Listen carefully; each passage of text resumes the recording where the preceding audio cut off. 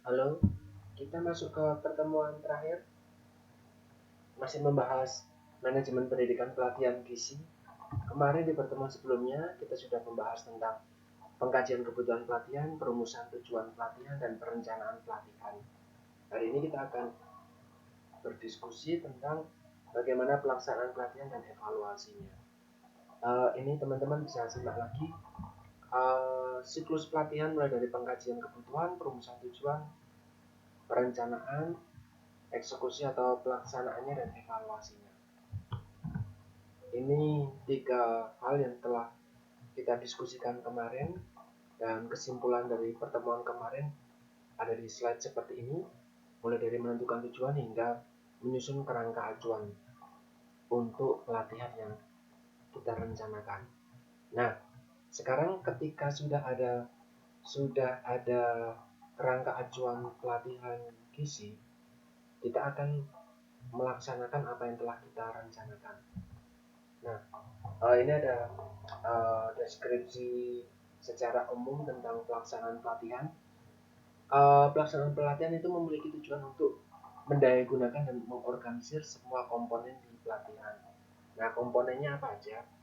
Komponennya mulai dari peserta, kita sebagai fasilitator, ada narasumber yang kita undang untuk membantu pelatihan gizi tersebut, ada metode yang bisa narasumber lakukan agar sikap dan perilaku serta pengetahuan dari klien ini bisa uh, membaik lagi sesuai dengan tujuannya. Ada media-media yang digunakan untuk membantu pelaksanaan metode, ada sarana, ada lingkungan, ada kurikulum. Kurikulum itu maksudnya adalah uh, sampai mana sih, sejauh mana, bahkan apa saja yang perlu disampaikan, perlu diajarkan ke klien ini.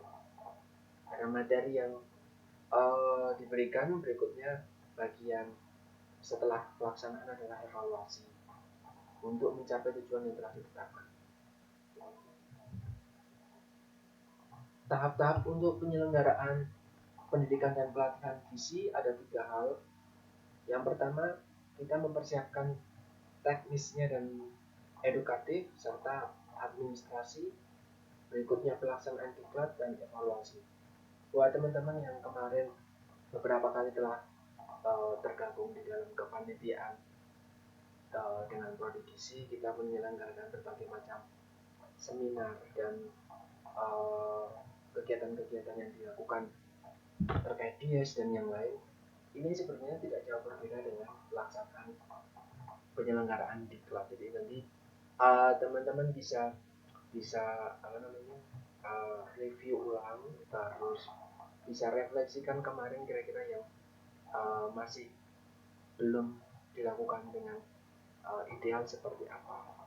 Terus yang berbedakan dengan seminar, kalau seminar kan modelnya adalah sama seperti pendidikan, jadi edukasi, jadi hanya meningkatkan awareness, meningkatkan pengetahuan, meningkatkan uh, apa namanya pemahaman dari peserta. Tetapi kalau pendidikan dan pelatihan itu setelah ditanamkan pemahaman, pengetahuan, mereka diajak untuk jauh lebih terampil. Nah, ini mungkin yang belum semua kita lakukan di prodi gizi. Ini persiapan untuk teknisnya atau edukatif. Edukatif itu maksudnya adalah hal-hal yang mendukung peningkatan pengetahuan dari peserta ini. Apa sih yang perlu kita persiapkan terkait peningkatan pengetahuan kepada peserta? Tentunya yang pertama, kita hal teknisnya adalah menyiapkan petunjuk atau panduan. Ada beberapa hal, misalnya nanti peserta diberikan penugasan untuk melakukan sesuatu atau simulasi di tempat apa dan bagaimana mereka harus melakukannya. Kita sudah menyiapkan panduan untuk mereka. Jika nanti ada praktek lapangan, misalnya mereka harus kunjungan ke lapangan langsung, misalnya workshop asuhan gizi. Nah, workshop asuhan gizi kan kalau yang pernah saya ikuti ya ada sekitar 2-3 hari. Nanti di hari terakhir mereka para peserta akan diarahkan ke bangsal atau klinik layanan kesehatan untuk bagaimana sih penerapannya seperti apa, apakah masuk di dapur. Nah, hal-hal yang terkait kunjungan ke lapangan, bagaimana mereka akan mempraktekkan apa yang telah beberapa hari ini telah diberikan lewat sesi peningkatan pengetahuan, itu butuh petunjuk, butuh panduan mereka harus ngapain saja dan apa yang menjadi goal dari setiap keterampilan yang mereka lakukan, termasuk garis besar rencana pembelajaran mulai dari butuh medianya apa, cara penyampaiannya bagaimana. Misalnya sesi 1 hanya 100 menit, sesi 1 100 menit, 50 menit pertama diberikan materi ini, 50 menit kedua para peserta diajak untuk ini. Berikutnya setelah itu sesi kedua berlangsung selama 200 menit, dibagi apa, butuh medianya apa, bahan ajarnya apa, evaluasinya bagaimana, kalau memang butuh literatur, sumber pustakanya apa, itu nanti masuk ke garis besar rencana pembelajaran. Berikutnya kita juga menyusun jadwalnya, karena biasanya tidak hanya 1 hari. Kalau namanya workshop diklat itu bisa sampai 2-3 hari, maka dari itu kadang pelaksanaannya di luar kota yang ada akses untuk penginapan dan yang lain. Nanti jadwalnya bagaimana, apakah 3 hari, apakah bisa 5 hari, apakah cukup 2 hari. Sangat jarang diklat hanya diberikan 1 hari, itu sangat jarang, karena biasanya hari pertama hanya untuk peningkatan pengetahuan saja.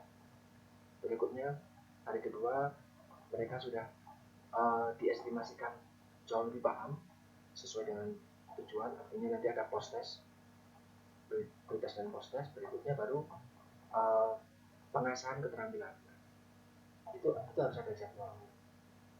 Terus ada PJ, ada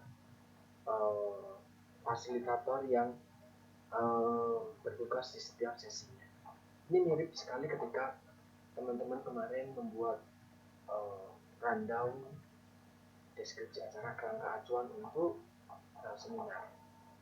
Karena pembukaan siapa yang handle, medianya apa, butuh apa, kurang apa, sampai bagaimana. Nanti setelah itu sesi berikutnya siapa yang akan menghandle, siapa yang pegang. Ini mirip, hanya saja ini kegiatannya adalah pendidikan dan pelatihan gizi. Berikutnya ada monitoring untuk dilakukan di setiap sesi yang terjadi. Di sini ada instrumen yang dibutuhkan untuk memonitor dan evaluasi di setiap sesinya. Ini yang dinilai, yang dimonitor dan dinilai itu pesertanya dinilai, misalnya lewat pre-test dan post-test, untuk mengetahui pengetahuan mereka itu sudah sesuai target kita atau belum. Intervensi yang berupa kita berikan berupa edukasi itu sudah tercapai belum di mereka. Misalnya ketika pre-test mereka nggak tahu nih asuhan gizi untuk penyakit COVID-19 misalnya, kan belum 1 bulan yang lalu belum banyak kasusnya, sehingga kan butuh diklat. Nah, mereka diberikan pretest dulu. Kalau pasiennya seperti ini, apa yang harus kita lakukan, bagaimana pendapatmu? Mereka akan menyampaikan apa yang mereka tahu. Tentunya mereka belum pernah menangani, sehingga belum pernah punya pengalaman apapun, tetapi mereka tentu punya pengetahuan dasarnya. Misalnya, kan ini penyakit yang menyerang sistem pernafasan, mungkin cara penanganannya sama seperti penyakit-penyakit infeksi pernafasan lainnya, misalnya seperti itu. Mereka belum menjawab, nanti kita berikan mereka pelatihan, kita berikan mereka pengetahuan yang baru tentang COVID-19. Baru mereka akan sadar bahwa oh ternyata pengetahuan kemarin yang para peserta miliki ternyata itu tidak sesuai dengan penyakit COVID-19 ini. Jadi ada sesuatu hal yang baru. Jadi ketika mereka lakukan post test, besar kemungkinan hasil dari pre-test dan post testnya itu berbeda. Itu kalau dari segi peserta. Termasuk nanti ketika pengujian monitoring prakteknya mereka. Terus untuk fasilitator juga sama saja. Apa yang di sesi 1, sesi 2, sesi 3 ini belum terlaksana dengan baik atau belum lengkap atau belum optimal apa seperti itu, sehingga di sesi berikutnya bisa jauh lebih diantisipasi. Penyelenggaraan ini maksudnya adalah prosesnya bagaimana secara umum seperti apa. Nah, kita sebagai penyelenggara itu juga akan menyiapkan dan menyediakan materi pembelajaran. Kalau teman-teman masih ingat kemarin beberapa waktu sebelumnya itu kita ngeprint, tapi karena rencananya kan kita mau ngeprint materi, tapi karena berusaha untuk paperless kita upload di web. Itu kan kita menyediakan dan menyiapkan materi pembelajaran itu mereka para peserta jadi tinggal mengunduh. Berikutnya ada metode dan media pembelajaran. Nah, kita menyiapkan kalau metodenya adalah case based learning, ya kita siapkan kasusnya. Atau kalau misalnya bentuknya simulasi, ya kita siapkan peralatan-peralatan yang mendukung simulasi tersebut. Nanti ada kurikulumnya dan satuan acara pembelajaran. Satuan acara pembelajaran itu maksudnya sesi pertama atau pertemuan pertama atau hari pertama itu isinya apa, peserta ngapain, fasilitator ngapain, medianya apa, materinya apa, bentuk evaluasinya bagaimana.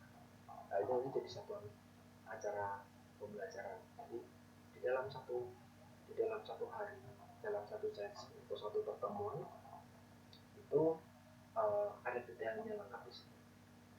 Jadi nanti para fasilitator atau para pembicara itu tinggal membuat satuan acara pembelajaran atau hanya melihat satuan acara pembelajarannya, karena SAP-nya sudah dibuat oleh panitia. Dan para pembicaranya akan tahu apa sih yang harus saya sampaikan, sejauh apa yang harus saya sampaikan, apa yang harus saya persiapkan. Misalnya kalau ada media saya bawa apa, itu apa, apakah sudah disiapkan sama panitia atau belum. Nah, detailnya ada di situ.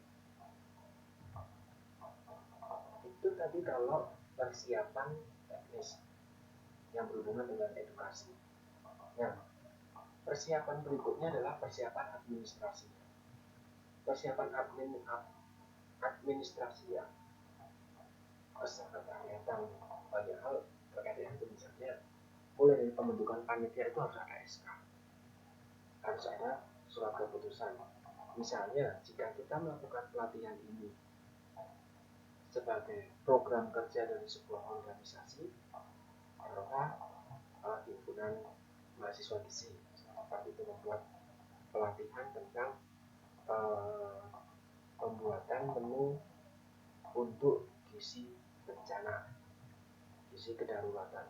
Nah, karena gizi daruratan, terus kegiatannya di mitigasi daerah, mitigasi bencana, terus membuat dapur umum. Bagaimana sih cara bekerja di dapur umum, sedangkan bahan makanannya bisa jadi tidak lengkap apa yang ada di wilayah itu selama 1-2 hari pertama sebelum ada bantuan datang. Nah, maka dibutuhkan pelatihan kepada warga sekitar, kader, tenaga kesehatan, relawan, dan lain-lain. Maka himpunan bisa membuat surat keputusan penyelenggaraan atau kepanitiaannya. Jadi kepanitiaan tersebut, program kerja tersebut itu secara legislasinya itu jelas. Berikutnya kita juga akan mempersiapkan tugas dan fungsi anggota kepanitiaan kita. Jadwal pikirnya bagaimana, ada tata tertib untuk internal panitia seperti apa, menyiapkan dan memanggil peserta. Misalnya nanti publikasi. Ketika publikasi, kita bisa mengundang para peserta lewat undangan atau lewat Google Drive atau lewat Google Form, misalnya seperti itu. Nah, mereka tinggal apakah ada yang eligible atau enggak, sesuai dengan kriteria yang diharapkan atau tidak.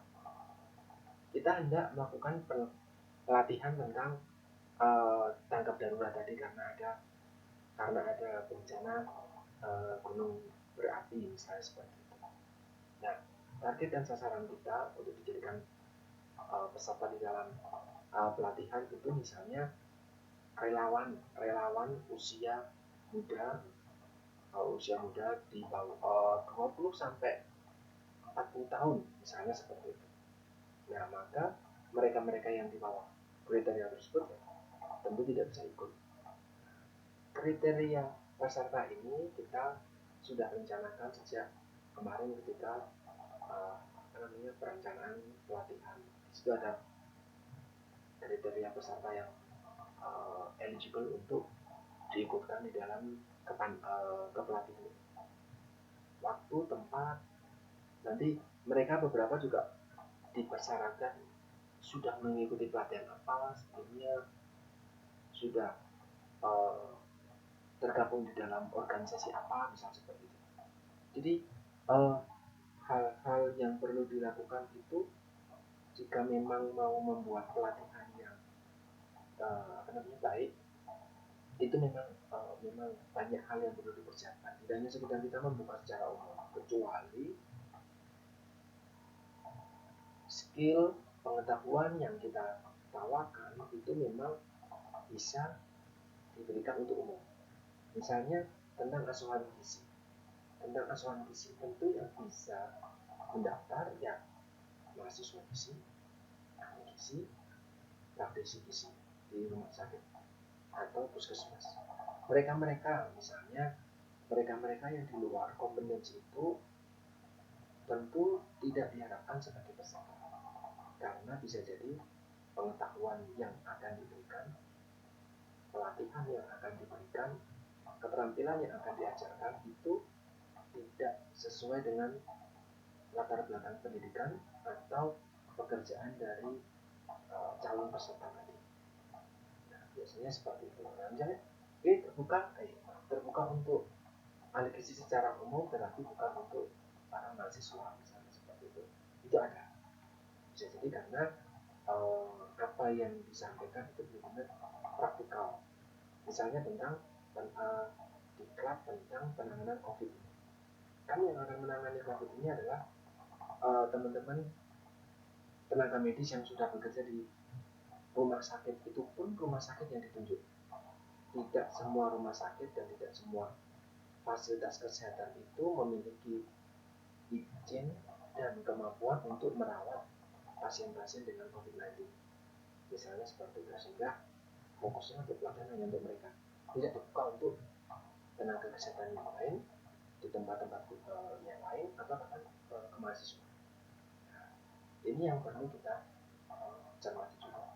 Berikutnya kita juga menyiapkan formulir mulai dari daftar hadir ini secara umum aja untuk teman-teman juga sangat fasih tanpa harus mempelajari ini otomatis teman-teman sudah tahu apa yang harus teman-teman persiapkan dengan administrasi. Kemarin sudah berapa kali, 2-3 kali menjalani kegiatan kepanitiaan untuk penyelenggaraan seminar tingkat nasional. Jadi tentu hal-hal seperti ini hanya review ulang saja, jadi hanya mengingatkan kembali, refleksi saja.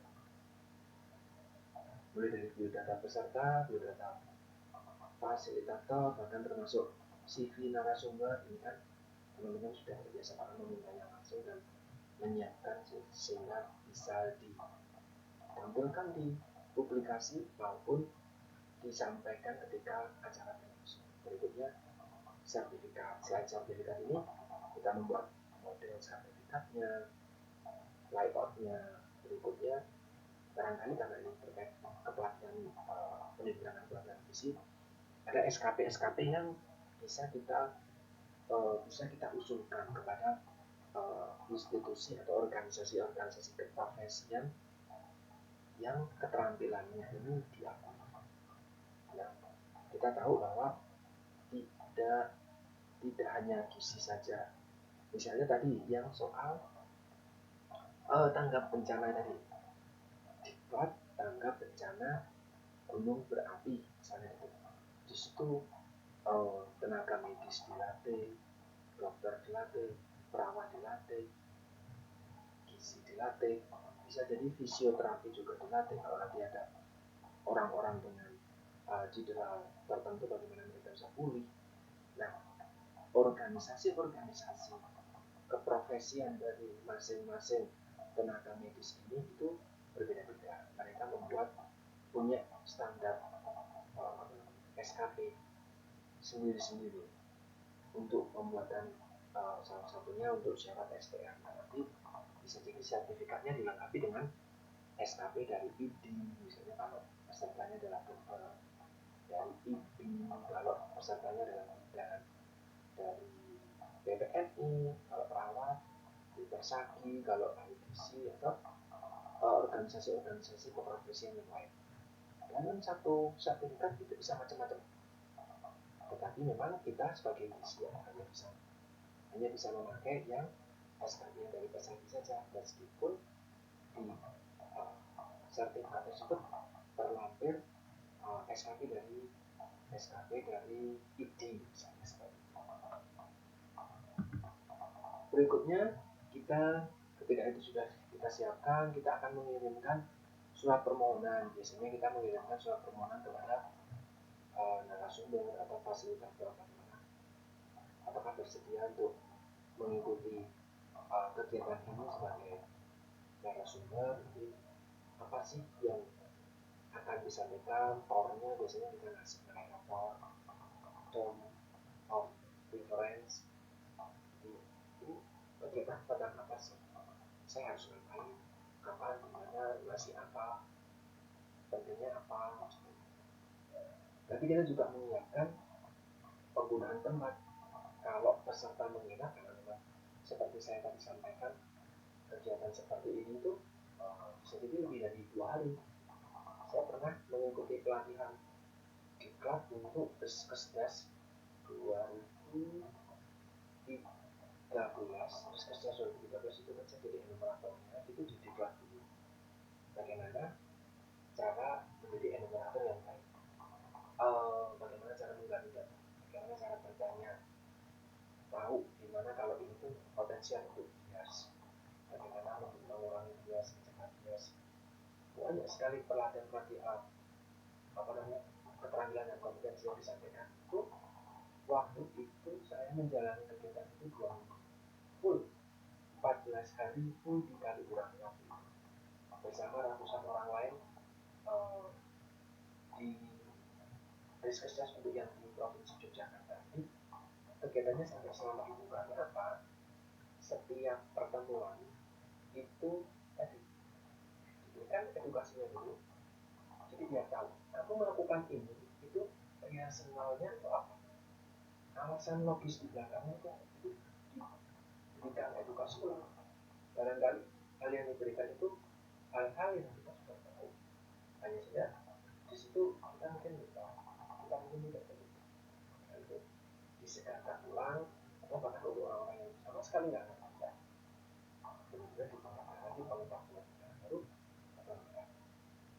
Berikan keterampilan, demonstrasi, berikutnya kita mempraktekkan, berikutnya kita dievaluasi. Kalau sudah benar ya lolos, bahkan hari kedua kalau belum ulang terus menerus sampai benar-benar bisa. Nah, pengalaman menarik saya terkait kita cerita aja, bukan cerita itu semuanya teman-teman bisa belajar dengan orang yang udah pernah tinggal dibaca aja. Saya teman-teman beberapa kali sudah mengikuti kegiatan yang sama, meskipun itu berupa seminar. Nah, pengalaman saya di Gunung Kidul 2016 sampai 2017 itu mau membuat vaksin soal penyakit pneumokokus. Nah, jika teman-teman di TV, koran, di media akhir-akhir ini mendengar tentang uji swab untuk COVID-19, itu saya melakukan itu. Saya untuk pertama kali melihat, mempraktekkan dan menjadi sampel juga, jadi melakukan dan menjadi subjeknya juga, jadi tahu rasanya bagaimana, jadi bisa belajar. Itu memasukkan kapas dengan gagang yang cukup panjang seperti sedotan, itu hampir 1 jengkal, 20 sampai 25 cm, itu dimasukkan ke lubang hidung. 20 sampai 25 cm, hampir 1 jengkal itu masuk ke lubang hidung. Bentuknya mirip seperti sedotan, itu dimasukkan lubang hidung, terus diputar kayak kita membersihkan telinga, diputar terus ditarik alon-alon. Wah, rasanya itu luar biasa. Kadang ada darah yang keluar dari lubang hidungnya karena bersinggungan dengan kapas tadi, kadang juga enggak. Nah, sampel saya yang harus saya ambil datanya waktu itu adalah bayi dan balita usia 1 hari sampai usia 5 tahun. Jadi teman-teman bisa bayangkan, bayi balita yang belum bisa melek, baru lahir kemarin, itu sudah diswab sama kami yang sebelumnya belum pernah nge-swab. Maka dari itu dilakukan pelatihannya dulu, diklatnya dulu. Yang menjadi fasilitator dan sumbernya adalah didatangkan langsung dari Amerika, dari CDC Atlanta. Dari situ kita benar-benar belajar, seperti ini kok, harus seperti ini. Maka kita saling mempraktekkan. Nah, ketika kita menjadi probatus atau sampel yang harus diambil, kita tahu rasanya nggak nyaman, bagaimana ketika kita praktik di lapangan nanti ketika nyata, itu bagaimana rasanya tidak nyaman itu bisa diminimalkan. Itu kita belajar seperti itu. Jadi tidak hanya sekedar saklek, yang penting caranya sih enggak, tapi ada sisi-sisi humanis bahwa kita tahu ini tuh nggak nyaman. Jadi itu pengalaman menarik karena tidak 1-2 kali saja kami itu mengambil swab, itu hidungnya baik-baik saja. Ada yang bersin, keluar darah banyak banget sampai orang tuanya bingung. Itu kami pun tidak diajari untuk membuat bagaimana memberikan penjelasan yang baik kepada para orang tua bahwa bayinya dijemur-jemur sampai keluar darahnya banyak banget, itu bagaimana menyampaikan bahwa itu aman, itu tidak mengkhawatirkan. Itu menarik. Hal-hal seperti ini yang tidak diajarkan di kampus. Maka dari itu, pelatihan di klub ini biasanya adalah hal-hal yang tidak dipraktekkan di kampus.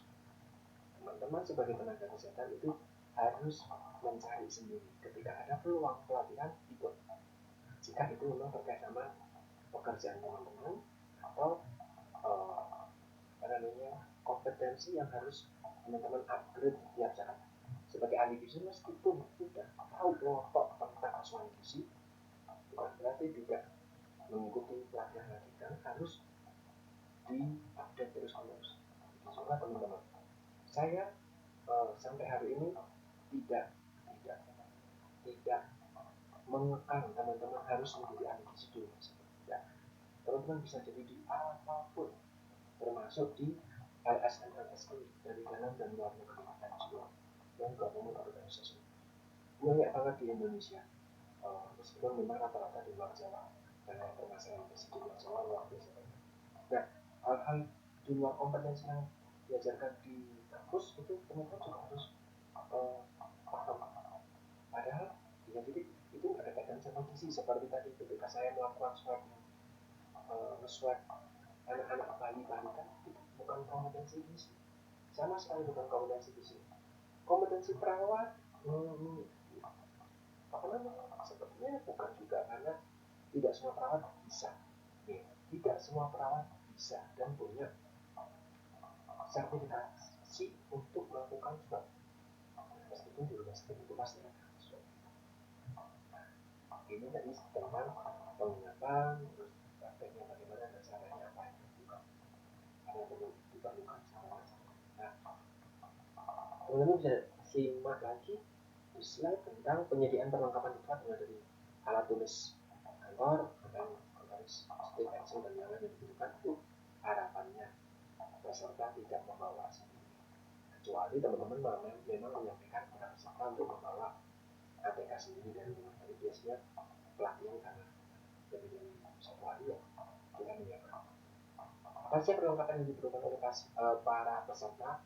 Kita juga siapkan termasuk media-media sarana penunjang seperti LCD projector, whiteboard, termasuk sound system, bahkan transportasi di sini adalah penjemputan. Misal kayak pelatihan saya itu kan dilakukan di Kaliurang waktu itu.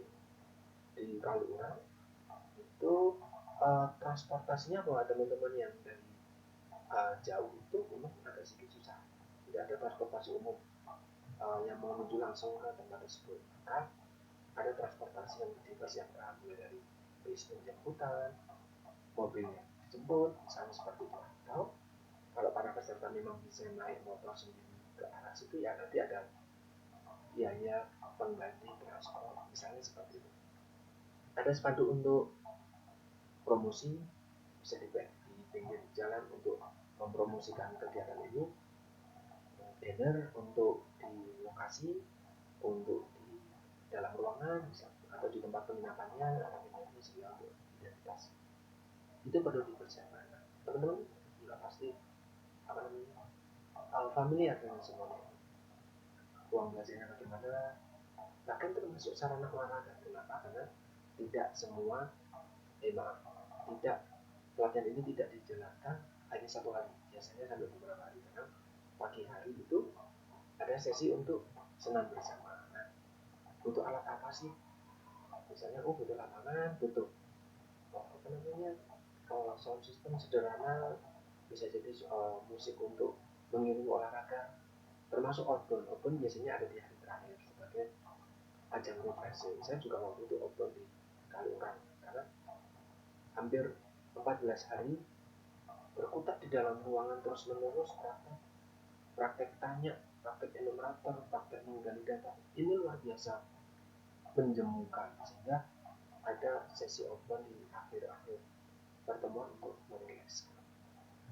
Terus bisa jadi kita juga mempersiapkan ruang baca dan kesetarian seperti itu. Ada sarana dokumentasi untuk pelaksanaan diklatnya itu nanti biar bisa dilakukan. Berikutnya terkait dengan biaya, ada biaya administrasi, misalnya pendaftaran itu sekian, terus biaya untuk mendapatkan edukasi dan keterampilan ini itu total sekian. Nah, ada info buat teman-teman ini kalau terkait pelatihan ini, biasanya kenapa ada biaya edukatif ini, biasanya para panitia atau penyelenggara itu memberikan alternatif. Misalnya peserta bisa mengambil course dengan lengkap. Ada 3 kursus pelatihan misalnya, itu yang ditawarkan. Teman-teman, para peserta bisa ngambil semuanya, itu harganya sekian, misalnya 3 juta. Kalau teman-teman peserta hanya mau mengambil pelatihan A dan pelatihan C, biayanya sekian. Atau pelatihan A saja, atau pelatihan C saja, atau pelatihan B saja, biayanya sekian. Nah, itu ada detail biayanya. Nah, teman-teman, ini nanti yang kemarin saya ikuti pelatihan terakhir itu, yang saya ajukan permohonannya untuk kampus itu pelatihan di Siamio Rekfon, Southeast Asia Ministry Education Organization, Rekfon tentang visi, itu di FKUI. Itu setiap tahun mereka menyelenggarakan diklat visi yang diikuti oleh seluruh peserta dari negara-negara Asia Tenggara. Ya, para narasumber dan fasilitator itu juga dari kampus-kampus terbaik di Asia Tenggara. Itu saya pernah mengikuti itu dan full free, gratis penginapannya selama 2 minggu dibayari, hotel bintang 4 dibayari, transportasi ke Jakarta dari Jogja pesawat bolak-balik dibayari, setiap hari masih ada uang saku dibayar, setiap hari 200.000 kalau tidak salah dapat uang saku, makan siang, makan malam, sarapan itu disiapkan, terus pelatihan itu disiapkan. Jadi kita hanya benar-benar membawa diri saja sama tekad untuk mengikuti pelatihan. Nah, itu biaya edukatif kalau kita berhasil mendapatkan funding. Saya kebetulan waktu itu pernah mendapatkan funding dan sampai sekarang saya mendapatkan ilmu dan keterampilan yang bagi saya sangat bermanfaat sebagai dosen. Nah, buat teman-teman yang mau mengikuti ini, harapannya teman-teman bisa mengikuti ini ketika ada waktu panjang, karena biasanya hanya 2 minggu, 1 bulan seperti itu. Teman-teman bisa apply ke Xiaomi Web Phone. Kalau memang punya uang cukup, itu nanti juga bisa melalui sebagai peserta umum artinya membayar. Dari selama 2 minggu itu ada beberapa course setiap harinya yang bisa dipilih. Saya mau mengikuti kelas hari Senin, Selasa, Rabu saja, misalnya seperti itu. Itu boleh. Nanti ada paket-paketannya seperti apa. Nah, kemarin saya juga mengajukan untuk aplikasi April ini, tetapi karena ada COVID di Jakarta sehingga tidak bisa diselenggarakan, ya terpaksa untuk khusus bulan April dan Juni itu didelay, tidak tahu sampai kapan. Jadi teman-teman bisa ikuti di akhir tahun nanti kalau mau mengikuti ikut bersaing untuk mendapatkan funding, itu bisa. Itu pelatihan gizi yang secara rutin setiap tahun 4 kali dengan berbagai macam topik yang disiapkan. Silahkan nanti teman-teman bisa buka Instagramnya kalau nggak salah, saya Meo Recfon, RECFON. Nanti bisa dibuka, teman-teman bisa tahu apa yang saya maksud tadi. Berikutnya tentang pelaksanaannya, itu tadi persiapan tentang edukatif dan persiapan administrasinya. Ketika pelaksanaan, pertama tentu kita membuka diklat dulu, penjelasannya secara umum seperti apa. Biasanya ada orang-orang pemimpin, ketua, atau yang menyelenggarakan kegiatan tersebut itu memberikan speech dan memberikan kata pembuka, doa bersama, nyanyi dan lain-lain, saling kenal, dibagi kelompok, misalnya seperti itu. Berikutnya proses belajar mengajar, diberikan informasi, diajari keterampilan, terus demonstrasi, semuanya ini yang bikin lama di proses belajar mengajar. Berikutnya di akhir pertemuan atau di akhir sesi atau di akhir hari.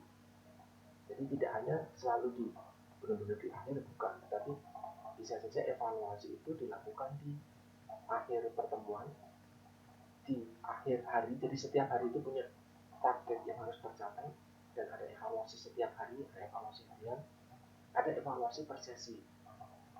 Sesi ini diberikan pengetahuan, terus demonstrasi keterampilan, terus pre-demonstrasi oleh para peserta, terus dievaluasi. Nah, terus selanjutnya yang terakhir adalah penutupan. Biasanya di sini ada outbound, bisa sambut seperti itu. Nah, di pelaksanaan pelatihan ini kita sebagai para penyelenggara itu siap untuk memenuhi kebutuhan peserta untuk pretest, untuk wawancara, untuk diskus, dan sebagainya. Nanti kita bisa membuat situasi belajar mengajar itu baik. Nah, bagaimana membuat situasi belajar mengajar baik? Ya, kursinya nyaman, makanan minuman tersedia dengan baik, kadang ada sesi coffee break, ada permen tersedia di meja. Itu hal-hal kecil tetapi ternyata berdampak, karena pelatihannya kan tidak cuma 1 jam 2 jam, tetapi berapa hari, gitu ya. Ruangannya ber AC, sirkulasi udara baik, ada kesempatan untuk para pelanggan, misalnya gitu. Nah, hal-hal ini yang perlu kita berikan ketika pelaksanaan itu. Berikutnya bisa jadi karena ada tadi misalnya saya mendapatkan funding, artinya kan ada orang yang membayarkan itu, ada organisasi yang bersedia membayarkan kegiatan untuk saya lakukan. Nah, bagaimana para penyelenggara panitia ini mencari dana, kalaupun dengan dana internal institusi mereka, bagaimana cara mengalokasikan, termasuk sarana demi kelancaran proses pelaksanaan didik. Berikutnya, ketika ada kendala, ada permasalahan, misalnya ketika mau demonstrasi ternyata listriknya mati, mau menyetel video khusus misalnya itu listriknya mati, monitornya rusak, atau ada orang yang sakit, atau peserta panitia fasilitatornya belum datang tepat waktu, misalnya seperti itu, ada permasalahan khusus, kira-kira antisipasinya bagaimana? Ini sudah harus dipersiapkan sebelumnya. Dan ketika itu benar-benar terjadi, apa sih yang perlu dilakukan oleh penyelenggara? Bisakah kita rolling, misalnya para narasumbernya untuk sesi 2 nggak bisa hadir hari itu karena ada rapat misalnya gitu. Apakah bisa narasumber ketiga masuk dulu menggantikan narasumber kedua gitu, misalnya seperti itu. Ada hal-hal yang perlu kita persiapkan, plan B, plan C. Terus ada review, misalnya ini sesuai kebutuhan karena kita mau dilakukan evaluasi setiap sesi berakhir, setiap hari, sore hari sebelum diizinkan untuk pulang ke penginapan masing-masing, atau mau di akhir pelatihan di hari-hari terakhir. Nah, komponen yang terkait itu ya, apakah evaluasi peserta, apakah evaluasi fasilitator, apakah evaluasi secara penyelenggara. Biasanya kalau pelatihan dilakukan berhari-hari, itu setiap akhir hari, misalnya sore hari atau malam hari setelah pelatihan ditutup hari itu para panitia akan berkumpul mendiskusikan hari ini kita tuh bagaimana sih evaluasi harian, bagaimana biar besok pagi tidak ada permasalahan seperti tadi siang misalnya. Itu juga ada monitoring seperti sih dan evaluasi selama proses pembelajaran. Saya akan teman-teman juga terbiasa manajemen hal ini. Itu tadi pelaksanaan pelatihan. Berikutnya evaluasi. Ketika pelatihan sudah selesai, hari itu sesi itu atau minggu itu sudah selesai, ini evaluasi pelatihan adalah proses memberikan atau menentukan nilai pada urusan tertentu. Definisi secara umum. Sehingga penilaian itu kita gunakan sebagai rekomendasi untuk kegiatan berikutnya. Kalau kita melakukan evaluasi harian, yang kita mengevaluasi hari ini, kegiatan full dari awal sampai akhir hari ini, agar besok pagi ketika pelatihan masih berlangsung itu tidak terjadi hal yang sama. Atau kalau evaluasi hari ini ternyata harusnya semua semuanya berkembang bagus, maka bagaimana kita menjaganya? Karena bisa jadi hari berikutnya itu fasilitatornya berbeda, narasumbernya berbeda. Kalau hari ini tentang edukasi, pemberian informasi, besok mulai praktik dan ada hal-hal yang sifatnya sudah berbeda. Maka yang perlu dilanjutkan atau jadi secara konseptual seperti itu. Terus di sini disampaikan bahwa efektivitas pelatihan ini kita bisa mengukurnya dari peserta itu memiliki keterampilan yang sudah meningkat. Jika tadinya sama sekali tidak bisa recall, contohnya Bapak, saya mau recall 24 jam, recall 24 jam adalah kegiatan untuk mengukur, menanyakan, memeriksa apa yang Bapak konsumsi selama 24 jam. Mungkin ini akan 10 menit, ya, Bapak sarapan pakai apa? Makan siang pakai apa? Makan malam pakai apa? Saya ulangi ya Pak ya, makan pagi Bapak ini, makan siang pakai ini, makan malam pakai ini. Ya betul, oke Pak, terima kasih atas kita atas beberapa diskusi. Misalnya itu keterampilan awal sebelum pelatihan, pretest, ketika para peserta dites sejak awal, baru kita disuruh recall seperti itu. Tadi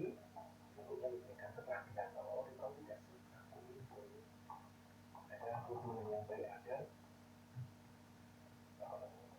responden kita nanti di lapangan itu bisa jujur, itu ada posyandu itu bisa terbuka, bisa nyaman sama kita, apa yang kita lakukan baik, proses yang kita lakukan benar, nyaman, kedua belah pihak itu harus seperti apa itu seperti ini. Nah, akhirnya di proses silakan praktek.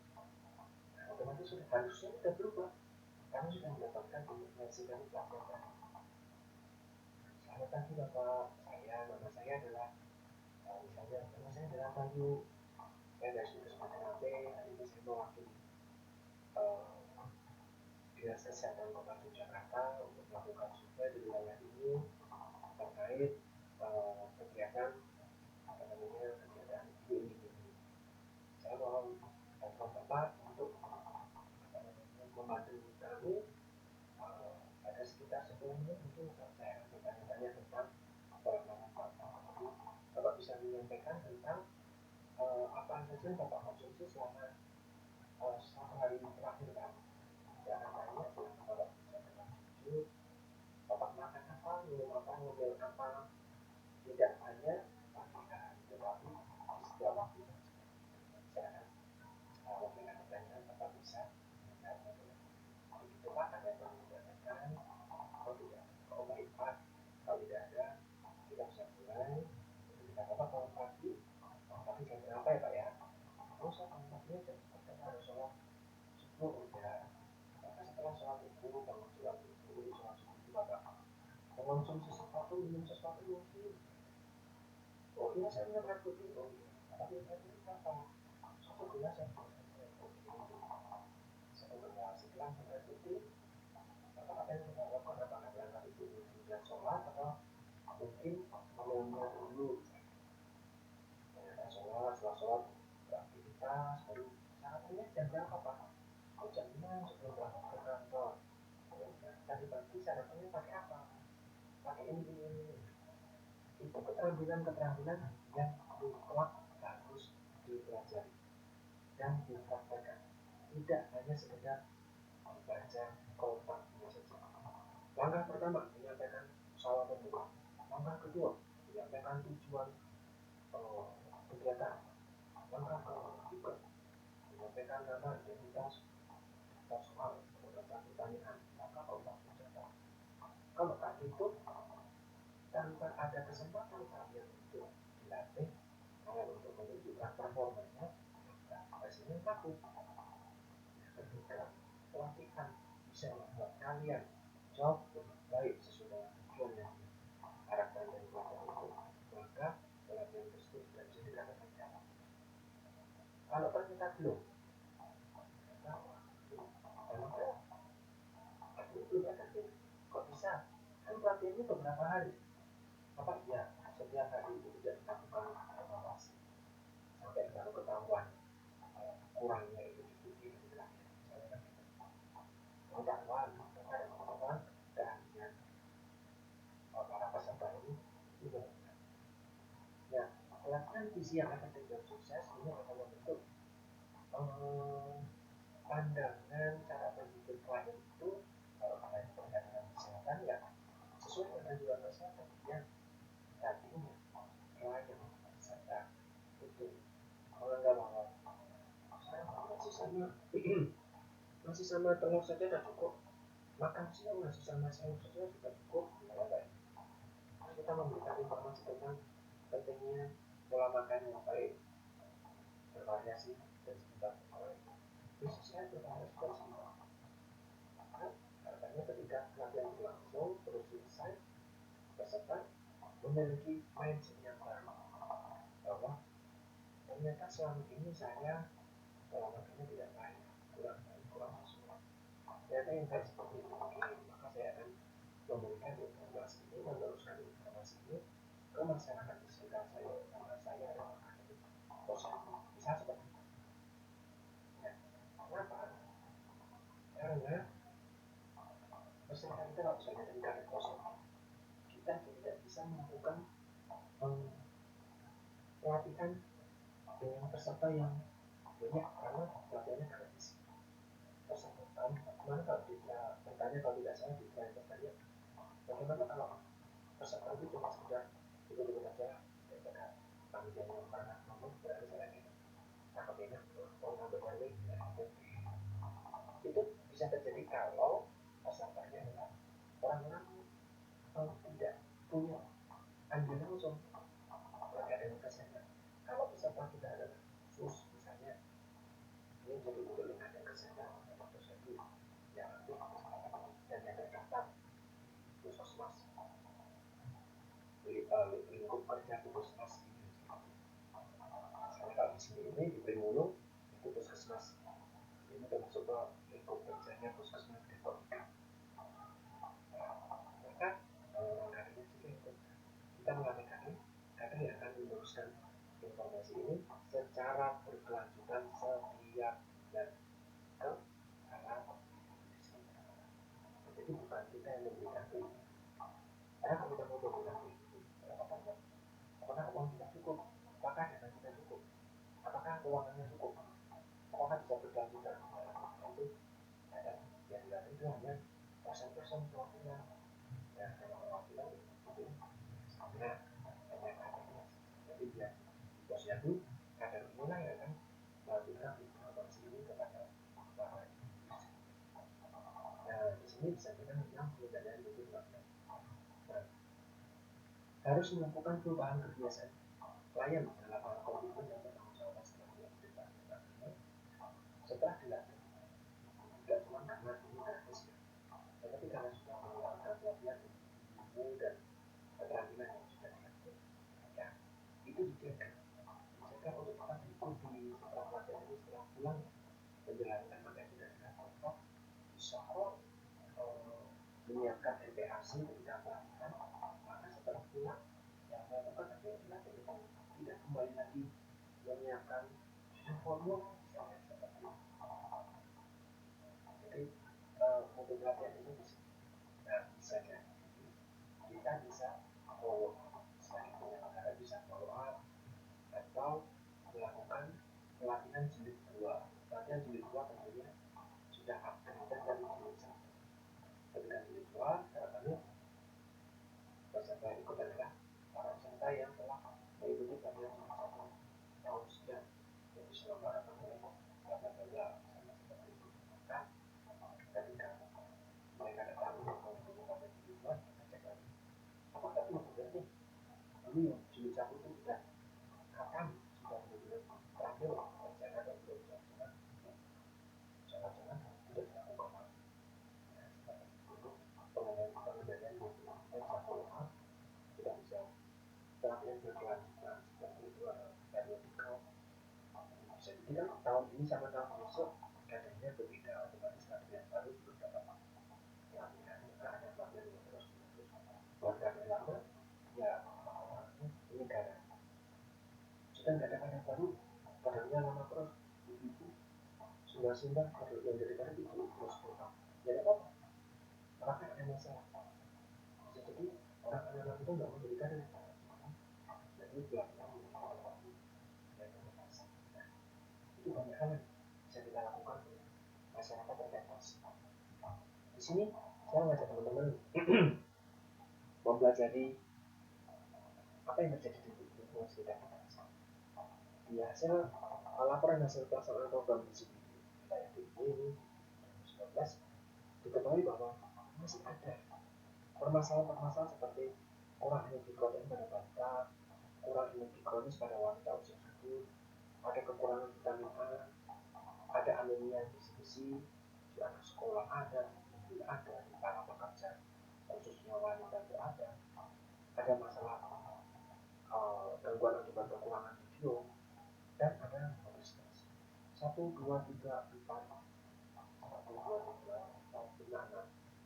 5 masalah defisiensi dan 1 masalah malnutrisi. Nah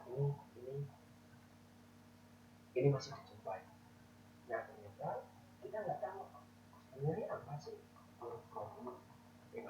2019 di sini yang laporan tahun lalu 2019 kok masih ada yang enggak, masih ada yang KIP dengan masih masalahnya sebenarnya kita nggak tahu.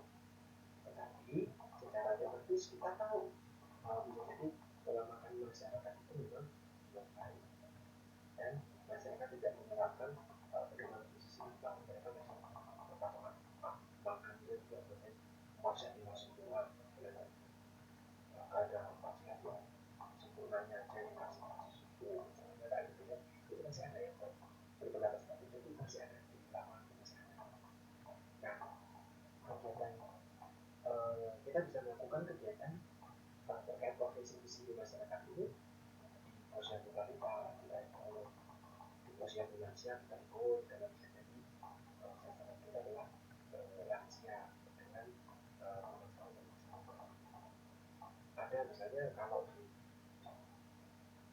rumah sakit atau program para pekerja atau jasa wisma PKK itu ada perkumpulan penyandang penyakit tertentu, misalnya perkumpulan orang-orang dengan diabetes mellitus itu di RW misalnya kayak gitu, kita bisa intervensi kelompok masyarakat seperti itu, atau perkumpulan orang dengan kanker itu ada di apa namanya di Jogja itu ada namanya itu Pimpin Pon atau apa saya lupa, Pimpin Pon yang Jogja misalnya.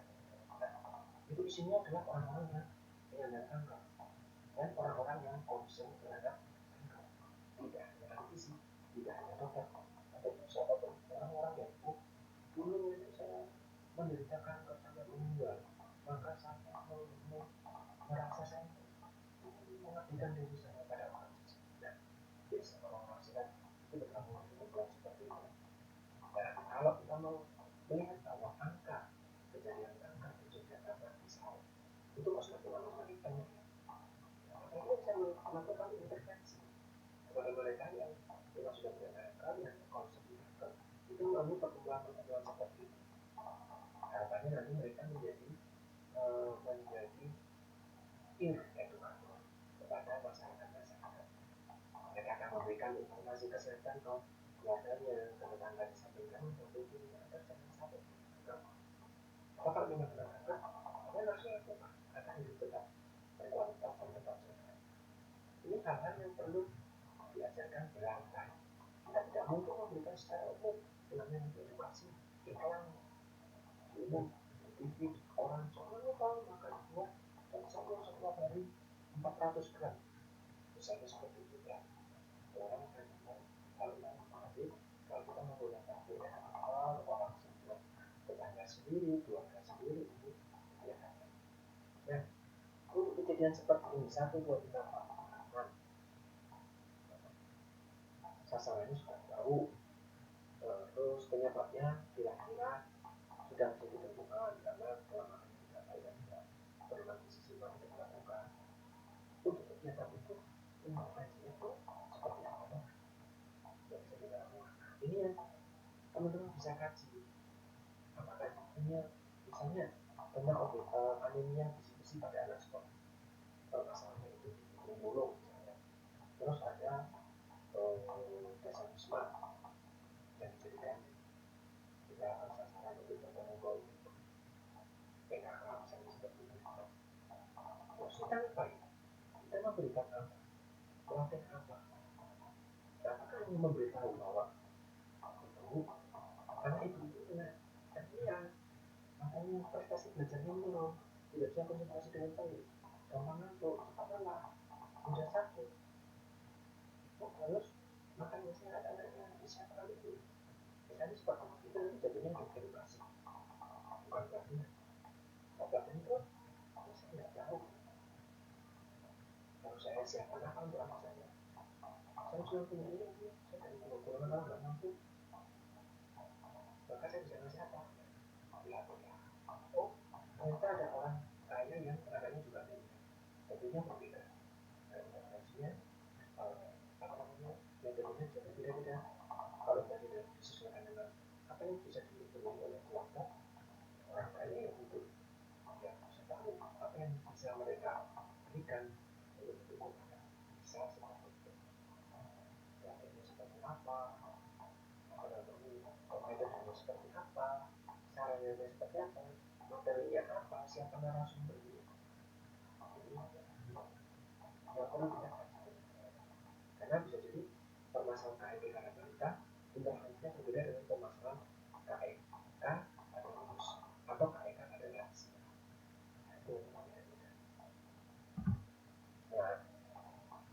ketika mau menjawab tentang pertanyaan ini, tentang intervensi pasien apa sih yang bisa dibutuhkan untuk masyarakat, ini kita bisa berdiskusi dulu dengan tim, elaborasi kata-kata dalam kasus apa sih yang perlu kita pahami tentang APA.